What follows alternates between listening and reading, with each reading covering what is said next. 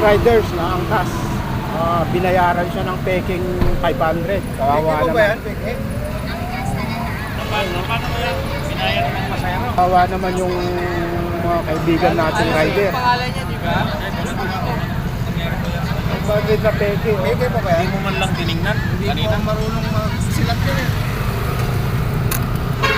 Peke sir. Trample nyo. Peke po.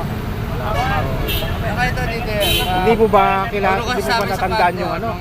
Training ko. Hindi na po eh. Ito dito. Saka pag kinurampol, Hindi na nabalik. lagyan niya lang siya. Yung pera natin, bubuka na. Saka wala rin siya nung...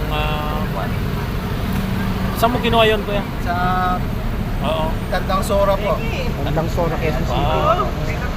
Saan sumakay? Lalaki, babae? Oo.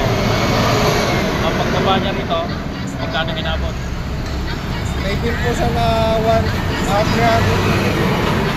Hindi na po niya kinuha yung sakli. Anong sabi niya sa'yo? Permission to break. Ano daw po, tunay? Sinabi pa niyang tunay. Ibinayad sa'yo. Basa lang daw po. Keep the change, sabi niya. Nasabihan mo na rin siya kanina na... Hindi ko po alam na fake. Yung mga riders lang po nagsabi. Tapos tinanong ko siya, okay ba? Hindi ko. May fake card.